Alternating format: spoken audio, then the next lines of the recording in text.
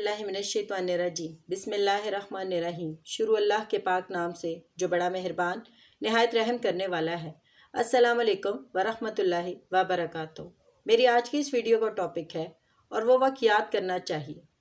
اللہ تعالیٰ قرآن پاک میں پارہ نمبر 9 سورہ الاعراف کی آیت نمبر 167 سے 168 میں فرماتا ہے، اور وہ وقت یاد کرنا چاہیے کہ آپ کے رب نے یہ بات بتلا دی کہ وہ ان یہود پر قیامت تک ایسے شخص کو ضرور مسلط کرتا رہے گا جو ان کو سزائے شدید کی تکلیف پہنچاتا رہے گا۔ بلا شبہ آپ کا رب جلدی ہی سزا دے دیتا ہے، اور بلا شبہ وہ واقعی بڑی مغفرت اور بڑی رحمت والا ہے۔ اور ہم نے دنیا میں ان کی مختلف جماعتیں کر دیں، بعض ان میں نیک تھے اور بعض ان میں اور طرح تھے، اور ہم ان کو خوشحالیوں اور بدحالیوں سے آزماتے رہے کہ شاید وہ باز آ جائے۔ ان آیت مبارکہ میں اللہ تعالیٰ فرماتا ہے کہ وہ وقت بھی یاد کرو کہ جب آپ کے رب نے ان یہودیوں کو اچھی طرح باخبر کر دیا یا جتلا دیا تھا، یعنی قسم کھا کر نہایت تاکید کے ساتھ اللہ تعالیٰ فرما رہا ہے کہ وہ ان پر قیامت تک ایسے لوگوں کو مسلط کرتا رہے گا جو ان کو سخت عذاب میں مبتلا رکھیں گے۔ چنانچہ یہودیوں کی پوری تاریخ اسی ذلت و مسکنت اور غلامی و محکومی کی تاریخ ہے، جس کی خبر اللہ تعالیٰ نے اس آیت مبارکہ میں دے دی ہے۔ اور اسرائیل کی موجودہ حکومت قرآن کی بیان کردہ اس آیت کے بالکل خلاف نہیں ہے، بلکہ اس کے بالکل ساتھ میچ کر رہی ہے۔ اور اس آیت مبارکہ میں اللہ تعالیٰ کے جس قانون کا بھی ذکر ہو رہا ہے، اس کی تاریخ ہمارے سامنے ہے۔ ہم نے انہیں زمین کے اندر منتشر کر دیا، فرقوں اور قوموں اور جماعتوں میں۔ 70 عیسوی میں رومن جنرل ٹائٹس نے سیکنڈ ٹیمپل، جو کہ حضرت عزیر علیہ السلام کے زمانے میں دوبارہ تعمیر کر دیا تھا، اس کو شہید کر دیا۔ 1,33,000 یہودیوں کو ایک دن میں یروشلم میں قتل کیا اور نکال دیا یہودیوں کو فلسطین سے۔ پھر کوئی روس چلا گیا، کوئی یورپ، کوئی مصر، اور جب امریکہ معرض وجود میں آیا تو پھر یہ امریکہ میں بھی چلے گئے اور منتشر کر دیے گئے۔ ان کی ایک جمعیت کہیں پہ بھی نہیں رہی۔ یورپ کہ عیسائی ان پر ظلم کرتے تھے جیسے چاہتے تھے۔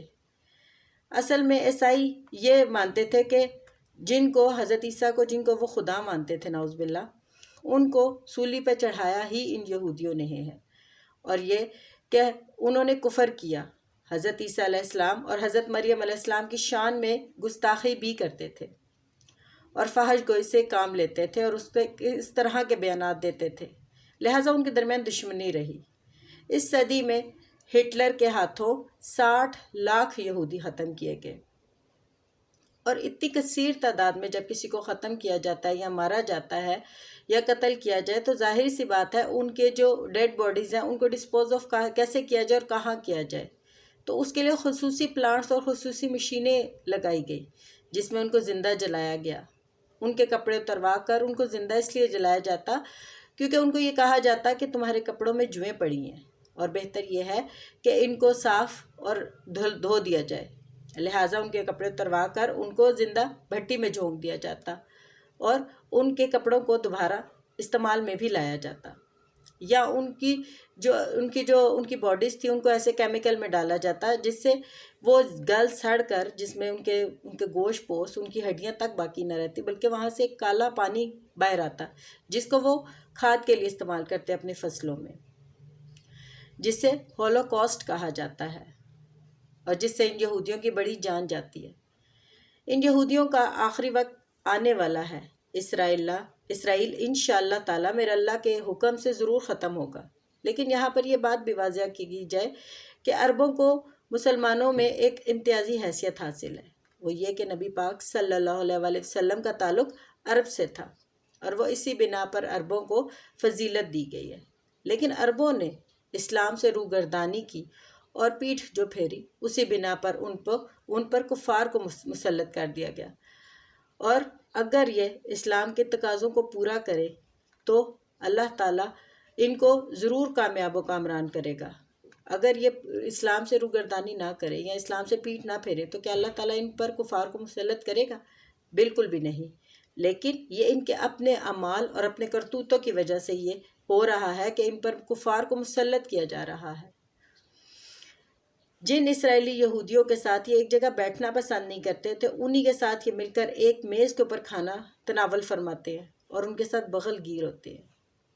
لیکن وہ آخری وقت ضرور آئے گا میرے اللہ کے حکم سے، جب حضرت عیسیٰ علیہ السلام دوبارہ دنیا میں آئیں گے اور انہی کے ہاتھوں یہ کافر کردار تک بھی پہنچیں گے۔ لیکن اس سے پہلے یہودیوں کے ہاتھوں مسلمانوں پر مظالم کے کوڑے برسائے جائیں گے۔ ایک یہودی قوم کے ہاتھوں ان کی خوب پٹائی کی جائے گی۔ جب مسجد اقصیٰ کو شہید کیا جائے گا تو ایک طوفان اٹھے گا اور پھر مسلمان یکجا ہو کر ان کا مقابلہ کریں گے۔ یہاں پر یہ بھی ذکر کیا گیا ہے کہ ان میں یہودیوں میں کچھ لوگ صالح بھی ہیں، یعنی ظاہری سی بات ہے، جب یہ مختلف جگہوں پر رہے اور مختلف قوموں کے ساتھ رہے، مختلف جماعتوں کے ساتھ رہے، تو ان کی طرز زندگی اور ان کا رہن سہن اور ان کے طور طریقے ان لوگوں کے ساتھ بھی میچ ہونے لگ پڑے۔ جیسے کچھ لوگ شروع میں نے بتایا تھا کہ روس، مصر، امریکہ اور مختلف یورپی ممالک میں اور مختلف ریاستوں میں جب یہ لوگ آباد ہو گئے تو ان میں بہت ساری دوسری لوگوں کی بھی اچھائیاں ان میں آنے لگ پڑی۔ یہاں پر اس چیز کا ذکر کیا گیا ہے کہ اللہ تعالیٰ ان کو خوشحالیوں اور بدحالیوں سے آزمایا جاتا ہے تاکہ یہ راہ راست پر آ جائے اور اللہ تعالیٰ کے راستے پر چلے اور اللہ تعالیٰ کے راستے پر عمل پیرا ہوں۔ اب اس وقت یہودی جو کہ پورے مسلم امہ کے لیے ایک چیلنج بنا ہوا ہے، کس وجہ سے؟ صرف اسی وجہ سے کہ ہم مسلمان اللہ تعالیٰ کے احکامات کی پیروی نہیں کرتے، اللہ تعالیٰ کے حکم کو نہیں مانتے اور اللہ تعالیٰ پر اصل میں یقین اور ایمان بھی نہیں رکھتے۔ کیونکہ مسلمان جب بھی اللہ تعالیٰ کے نام کے اوپر کھڑا ہوا اور اللہ تعالیٰ کی راہ میں لڑنے کے لیے اور مرنے کے لیے تیار ہوا تو اللہ تعالیٰ غیبی طاقت کے ذریعے اس کی ضرور مدد کرتا ہے۔ اللہ کرے کہ سب مسلمان یکجا ہو کر فلسطین کے مسلمانوں کو اور بالخصوص مسجد اقصیٰ کو بچانے میں کامیاب ہو جائیں۔ اللہ تعالیٰ ہمارے اندر ایمان کو روشن کر دے اور جہاد کے لیے تیار کر دے اور ہمیں توفیق دے۔ اللہ تعالیٰ آپ کو، آپ کے بچوں کو، مجھے اور میرے بچوں کو قرآن و حدیث کے مطابق زندگی گزارنے کی توفیق عطا فرمائے۔ آمین۔ جزاک اللہ خیر۔